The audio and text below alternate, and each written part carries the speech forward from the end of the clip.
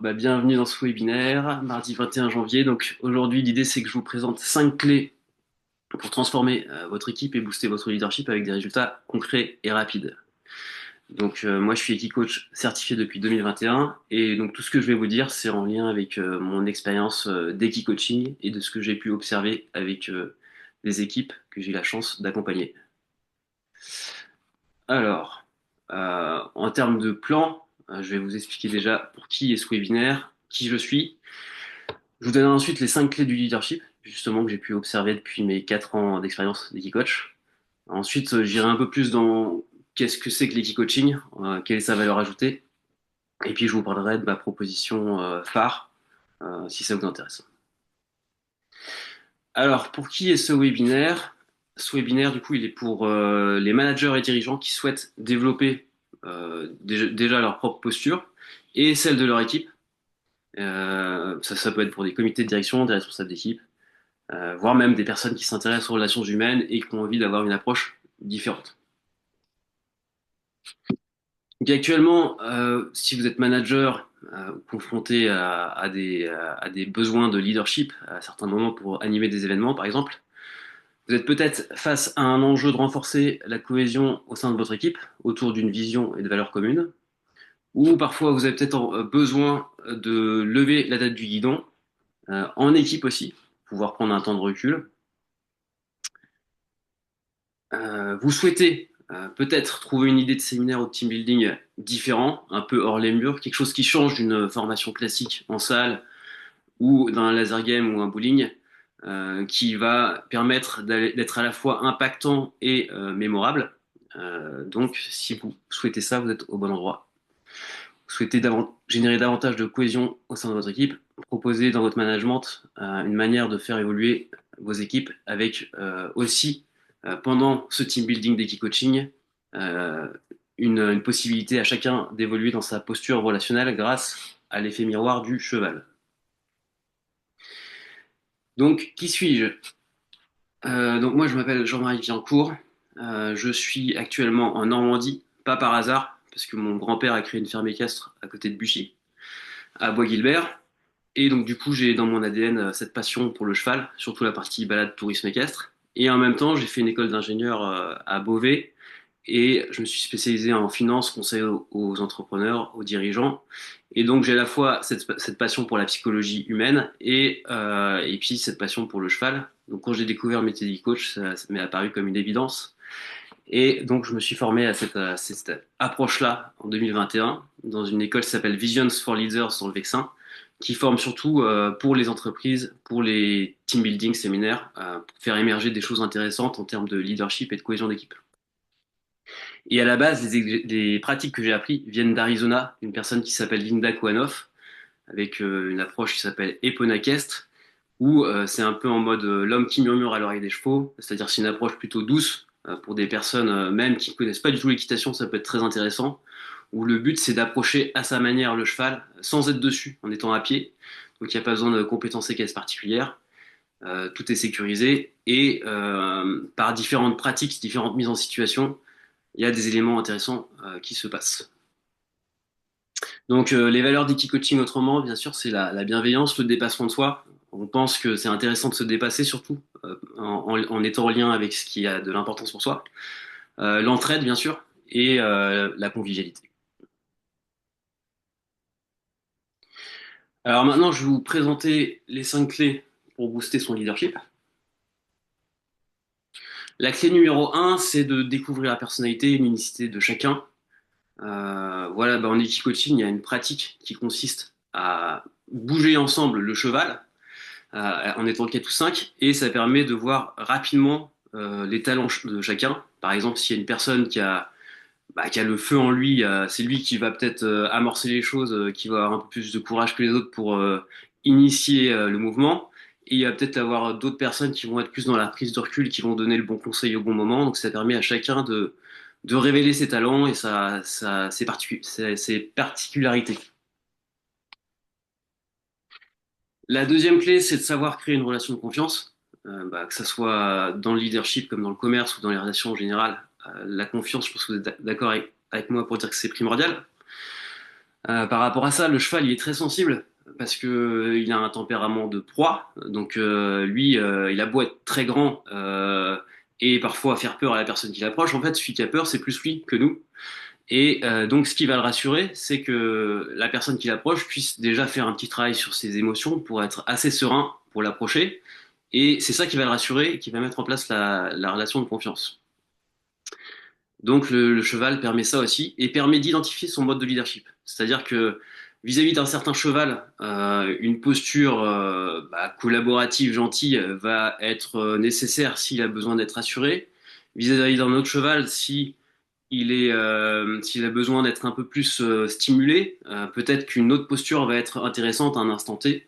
Donc ça permet justement de basculer vers un leadership agile qui sait adapter son mode de management en fonction de la situation. La clé numéro 3, c'est de savoir poser de saines limites. Voilà, chacun selon sa personnalité a plus ou moins de facilité à poser des limites. Parfois, il y a des personnes qui sont trop gentilles, d'autres au contraire trop fermes. L'idée, c'est d'être dans la juste mesure.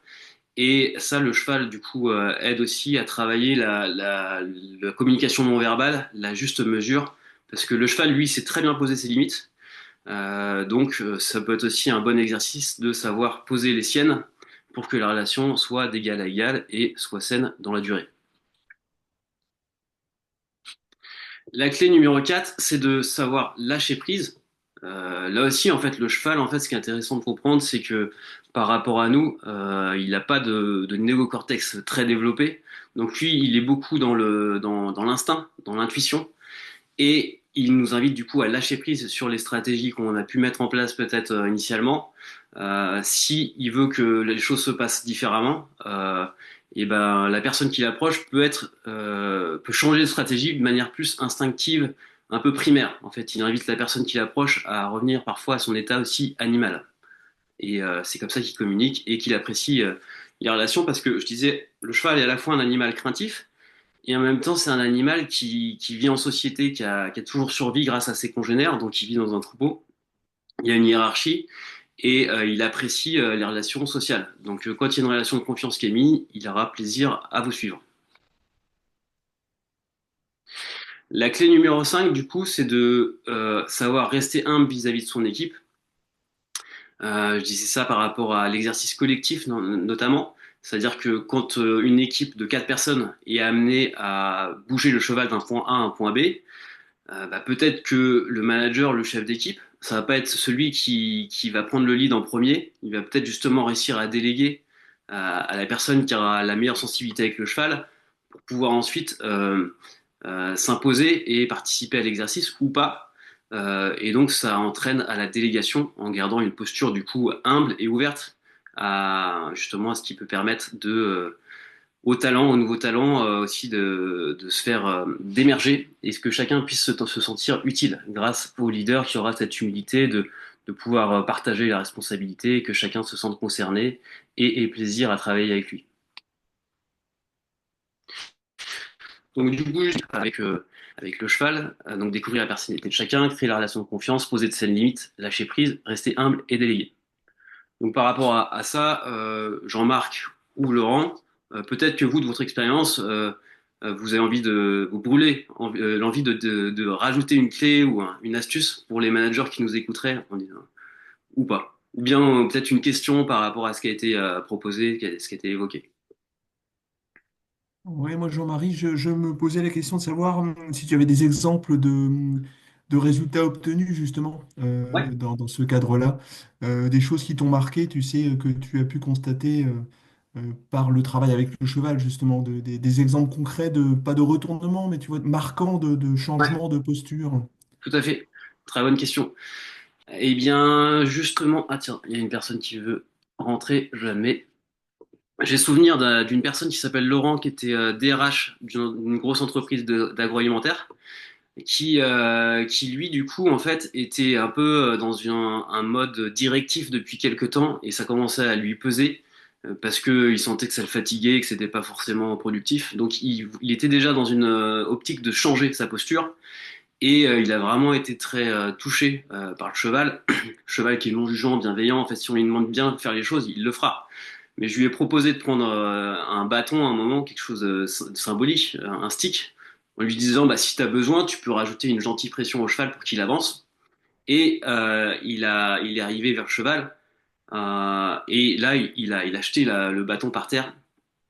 Et là, le cheval a senti qu'il lâchait prise sur quelque chose et a commencé à le suivre. Et donc, voilà, il était ému de ce qui se passait. Et lui, son débrief, après la pratique et 2, 3 mois après, il m'a renvoyé un SMS en me disant, mais c'était vraiment chouette parce que ça m'a permis, et grâce au cheval qui est non jugeant, d'avoir cette prise de conscience.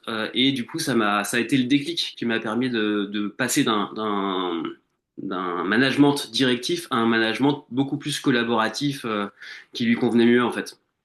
Donc ça, c'est un exemple concret, Laurent, D'accord, bel exemple, merci Jean-Marie. avec plaisir. Je remarque, est-ce que tu voulais avoir une remarque ou un rebond par rapport à ça? Ah, on t'entend pas. Ouais, là, c'est mieux? Ouais, très bien. Ouais. J'avais fait une initiation à l'équi-coaching. Je vous raconte ça en 30 secondes, mais rapidement. Il y avait deux coachs comme toi là, qui m'ont mis face à un cheval et m'ont dit, voilà, il y a un parcours au sol. Je fais rapide, mais en gros, tu te démerdes. Donc le cheval avait été pas du tout sanglé. Le cheval était naturel, tu vois. Et ils m'ont dit, bah vas-y, tu te débrouilles maintenant, il faut que tu lui fasses faire machin. Et j'étais tout seul, hein, j'étais tout seul face à ce cheval. Et moi, je suis pas du tout à l'aise avec un cheval. Je sais pas, enfin, j'ai jamais fait d'équitation, trucs comme ça, etc. Je me suis retrouvé dans une situation très compliquée. Et du coup, j'ai fait ce que je sais faire. C'est-à-dire que, en fait, on est toujours soi-même face à ça. Vraiment, j'étais seul face à moi. Et bah, la première des choses que j'ai fait, c'est que j'ai été lui parler au cheval. Je me suis mis à côté de lui, j'ai été le caresser, je lui ai parlé. J'ai essayé de faire sa connaissance finalement, ce que je fais au quotidien dans mon travail en fait, hein. Ouais. Et je lui ai parlé, je lui ai dit qu'il devait avoir confiance en moi, que voilà, on était tous les deux, on était dans la merde parce que moi je savais pas trop quoi faire face à lui. Mais donc je lui ai parlé comme un être humain. Et je lui ai dit, écoute, voilà, tu vas pas me lâcher, on est tous les deux, voilà. Mais le premier objectif, c'était vraiment d'établir cette relation de confiance Hmm. pour avancer vers autre chose. Moi, je Ouais. ne sais pas faire autrement dans la vie, dans mes relations humaines. C'est toujours la connexion, une relation humaine. Hmm. Et donc là, c'était face à l'animal. Et finalement, je l'ai caressé pendant 1 ou 2 minutes. Et je l'ai emmené avec moi, je l'ai pris par le col, quoi. Je lui ai dit, allez, viens, on va tous les deux, on va faire un petit bout de chemin, même si on ne fait pas tout ce qui est demandé, mais on va essayer d'avancer ensemble. Et le cheval, il s'est laissé aller avec moi. Au début, j'ai demandé aux filles qu'elles le poussent un peu à l'arrière, et puis finalement, il m'a suivi, et voilà. Et donc, ça en disait beaucoup sur moi, c'est-à-dire que finalement, je me suis rendu compte que bah, moi, tout était dans l'humain, dans la relation à l'autre, Hmm. et que je savais rien faire si j'avais pas mis en connexion. Je sais pas, moi, voilà, je sais pas, j'ai pas un management directif, c'est toujours Hmm. dans le dialogue, dans Ouais. l'échange, voilà. Donc Du voilà. du coup, toi, ça, par exemple, c'est un bon exemple. Ça t'a confirmé un peu dans ton mode de leadership naturel, qui est peut-être plus dans la proximité, Ouais, le côté participatif. Ça t'a. ouais, c'est ça, ouais. Ouais. Et ça marche. Ça marche. Parce Ouais, que. ouais, et surtout que je le dis à ceux que je connais pas, mais je me suis retrouvé face à une situation où j'étais face à un cheval et on m'a dit, bah, tu l'emmènes faire quelque chose. Mais vraiment, je savais pas quoi faire. Enfin, Hmm. ouais, et les filles, elles se sont foutues de moi. Elles m'ont dit, bah, vas-y, tu te démerdes, t'es le délégué général du MEDEF. Allez, vas-y, débrouille, montre-nous ce que tu sais faire. Ah, mais je peux dire que j'avais vraiment l'air d'un idiot, hein. Et puis finalement, bah, je me suis débrouillé à faire ça. Mais par contre, j'étais tout seul à ce moment-là. Hmm. Et après, on a travaillé en groupe. C'était une autre histoire. Je ne veux pas monopoliser la parole. Hmm. Mais c'était vraiment instructif. Voilà. Ouais. Top. Merci pour cette histoire inspirante.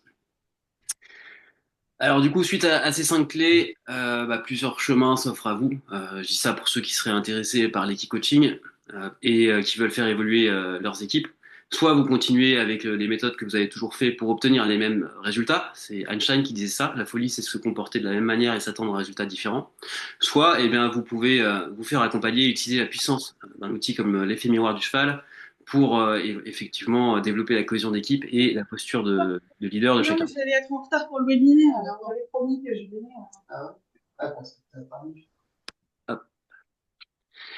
Alors, la question que j'ai à vous poser, une question projective, si ça vous intéresse, c'est que ressentiriez-vous en vous voyant avec une équipe soudée qui aurait eu certains déclics par rapport à leur manière de communiquer, que ce soit en interne ou en externe? Voilà, c'est une question que vous pouvez. On parle aussi de visualisation en préparation mentale et en coaching. C'est une méthode que je trouve personnellement très utile. Et ça peut même aider à l'atteinte d'objectifs, en fermant les yeux à certains moments, de se dire, bah ouais, tiens, j'imagine ce scénario idéal, qu'est-ce que ça donnerait? Et finalement, ça peut contribuer à apporter cette réussite. Alors, du coup, là, je vais vous parler un peu plus de l'equi-coaching, la partie technique et pratique. Donc, comment se déroule une session d'equi-coaching? Donc là, on a des photos qui illustrent par exemple une session individuelle et la collective, sachant que dans un team building, il y a à la fois des moments pour progresser personnellement, comme disait Jean-Marc, il y a un moment où on propose des pratiques pour se développer personnellement, et à d'autres moments, c'est pour développer l'esprit d'équipe, la cohésion d'équipe. Et donc, ça se déroule à pied. Il n'y a pas besoin de compétences équestres particulières parce qu'on est à pied côté du cheval. C'est assez simple. Et en même temps, dans cette simplicité, il se passe des choses assez authentiques et assez fortes. Et en lien avec les soft skills utiles pour manager, notamment tout ce qui est gestion émotionnelle, gestion du stress, avec aussi la valeur que j'invite au début chaque participant à vivre, c'est-à-dire sortir de sa zone de confort pour apprendre des nouvelles choses. Donc pour certains, ça peut être challengeant de s'approcher d'un cheval, surtout que chacun a son vécu par rapport aux chevaux. Donc peut-être qu'il y en a qui ont eu des peurs. Mais l'idée, c'est justement grâce à l'approche, à la pédagogie, de pouvoir être rassuré et de passer un bon moment ludique ensemble avec le cheval pour permettre de mieux se connaître et mieux faire équipe. Donc les trois principaux avantages, c'est que ça donne un feedback immédiat. Le cheval, il ment pas. Il y a un feedback immédiat par rapport à votre posture, à ce que vous recherchez. Il y a un effet qui est durable et mémorable parce que ce qui se passe, il y a de l'émotion. Donc quand il y a de l'émotion, il y a du souvenir. Et en général, parfois, je parle à des personnes un peu plus âgées que moi et de l'équipe-coaching, ils me disent, ah ouais, j'ai vécu ça il y a longtemps et je m'en souviens comme si c'était hier. Donc il y a vraiment quelque chose de fort qui se passe et qui est ancré dans la mémoire. Et ça permet du coup une remise en question dans la fluidité parce que c'est plus facile d'avoir un feedback bienveillant et constructif d'un cheval qui est non jugeant, peut-être que d'un manager, un client, un proche. Donc c'est une bonne manière de se remettre en question de manière bienveillante et même ludique, parce que grâce au cheval, on a envie de changer et que ça se passe bien en fait. À la fois de changer et puis de consolider ses points forts, parce que comme disait Jean-Marc, ça consolide aussi sur son mode de leadership naturel, de se dire, ok, je fais ça au quotidien, ça marche, et bah pourquoi pas continuer en fait. Et donc les lieux de pratique, c'est soit à l'écrin de Landel dans notre lieu à une demi-heure de Rouen, ou bien dans des centres équestres partenaires, soit à proximité de chez nous, soit à l'extérieur, en baie de Somme, en région parisienne, même partout en France en fait, parce que là en décembre j'étais en Bretagne, donc c'est possible aussi de se déplacer. Et je fais partie d'un réseau d'équicoach, donc dès que l'affaire, il y a plus que 8 personnes, eh bien je fais appel à d'autres équicoachs partenaires, on travaille en équipe et c'est très sympathique et constructif pour chacun. Déjà par rapport à la pratique de l'équicoaching, est-ce que vous avez des questions? Non, mais moi, par contre, j'ai une obligation. Je vais être obligé de vous quitter. Je suis Ouais, vraiment désolé. Mais très bien. Bah, merci de ta présence, ok, Jean-Marc. je vous souhaite à tous une bonne fin de semaine. À bientôt. Au Merci revoir. Jean-Marc. Ciao, ciao. Ok, s'il n'y a pas de questions, je vais continuer du coup sur des retours des participants. Donc là, des retours un peu en popcorn. Donc là, il parle effectivement de prendre conscience de son non-verbal pour améliorer ses relations. Il y a une dimension ludique. Ça permet d'ajuster son mode de leadership pour se faire entendre. L'idée, c'est aussi de trouver une communication qui soit impactante et qui corresponde à qui l'on est, que ce soit aligné avec son caractère. Il y a autant de manières de prendre le lead que de personnes, en fait, des personnalités et d'histoires vécues. Et il y a une autre personne qui dit, j'ai appris à lâcher prise pour mettre plus de souplesse dans la relation. Et puis une autre personne qui dit, ce fut une belle expérience bénéfique pour l'équipe où chacun a pu trouver sa place. Là, c'est un groupe de la SNCF qui était venu il y a un an, où 100% des participants étaient très satisfaits. C'était une surprise du chef d'équipe. Parfois, c'est une surprise aussi des chefs d'équipe pour leur équipe. Et aussi, c'est une opportunité, par exemple, de lancer une année, d'intégrer des nouveaux. Et en fait, derrière la matinée ou la demi-journée d'équipe coaching, il peut y avoir un après, une réunion d'équipe, avec soit moi qui suis présent pour animer un co-développement, soit l'équipe qui continue sa réunion d'équipe elle-même. C'est quelque chose qui est possible aussi. Et on fournit aussi le repas avec un traiteur local. Donc là, c'était des retours de participants de l'entreprise Manpower, où les personnes disaient que c'était une expérience innovante qui aide à se positionner, ajuster sa posture, se faire confiance, atteindre l'objectif collectivement, avec un apprentissage par l'action et le jeu, avec l'animal qui est sensible, qui change aussi d'une formation classique en salle. Très intéressant avec le cheval qui révèle le positionnement dans un groupe, ça génère des moments de partage agréables et constructifs. Parce qu'il y a ce qui se passe avec le cheval et il y a ce qui se passe aussi autour. Et finalement, c'est une bonne manière d'échanger sur ces pratiques dans un environnement ludique et hors cadre. Et puis là, un retour d'une personne qui est RH, qui dit qu'effectivement, en fait, l'équi-coaching par rapport à un coaching classique, ça a vraiment la valeur ajoutée de catalyser le coaching, c'est-à-dire que ça accélère les prises de conscience et ça permet d'aller plus vite sur justement comment mieux être coordonné en équipe et soi-même. Donc la proposition type que je propose, moi, c'est le team building que j'ai appelé cheval miroir, parce que vraiment la valeur ajoutée, c'est vraiment le feedback du cheval qui fait un peu le miroir du comportement sur la partie notamment non verbale, parce que c'est un animal qui peut repérer un danger à plus de 15 mètres et donc qui est hypersensible, notamment au battement du cœur de la personne qui l'apporte, qui l'approche et des sensations qu'elle dégage. Donc ce team building est dédié aux équipes pour améliorer sa posture relationnelle, pour améliorer son management de sa cohésion d'équipe. Donc si vous voulez surprendre votre équipe, vous démarquer en tant que leader, entreprise, organisme, eh bien, n'hésitez pas à aborder un jour ou l'autre un team building d'équipe-coaching.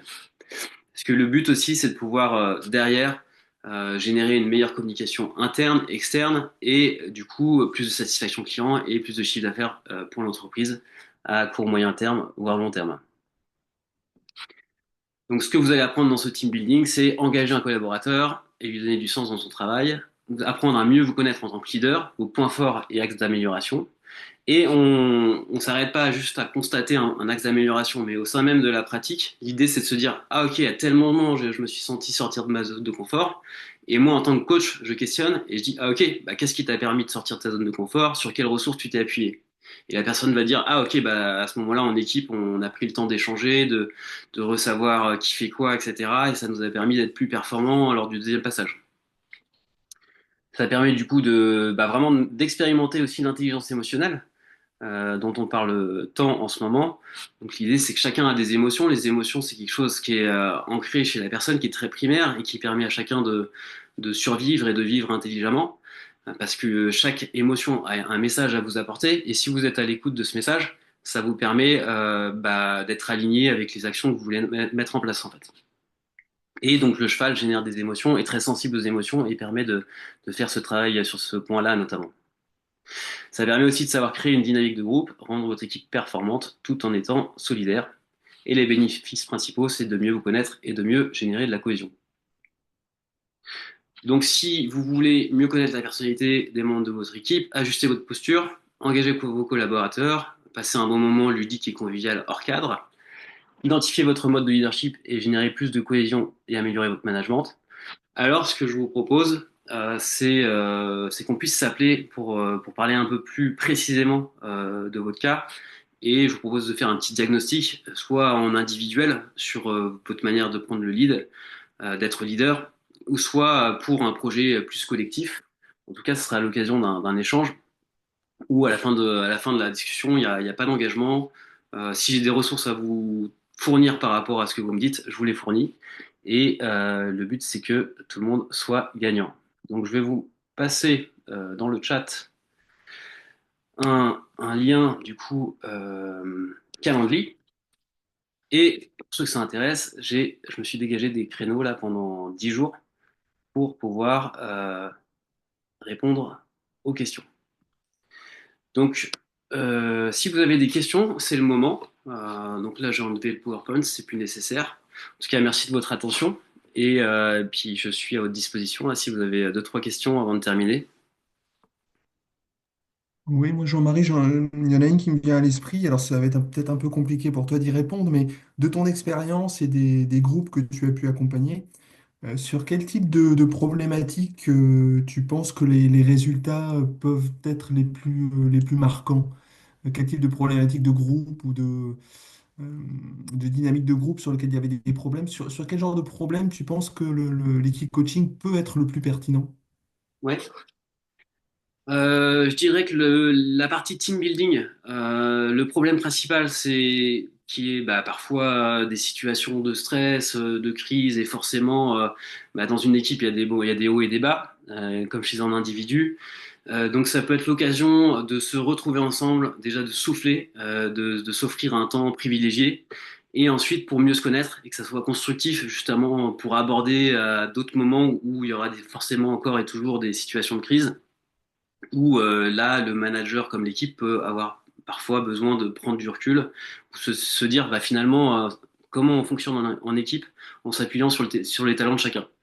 Donc je dirais que ça, ouais, c'est ça. La problématique principale pour le team building, c'est de répondre à ce besoin de renforcer la cohésion, à mieux se connaître. Et en individuel, ça permet d'aller plus loin sur comment mieux se comporter en tant que leader pour avoir du plaisir à vivre cette fonction de manager qui est pas toujours simple, les chiffres le montrent, et pour pouvoir aussi, de manière altruiste, faire cette action pour rayonner plus au sein de son entreprise et avoir un impact positif sur ses collaborateurs. D'accord, c'est très clair. Merci. Avec plaisir, merci. Génial. Eh bien, s'il n'y a plus de questions, je vous remercie de votre attention et puis je vous dis peut-être à bientôt. Et sinon, je vous souhaite une très bonne fin de journée et une bonne semaine. Au revoir.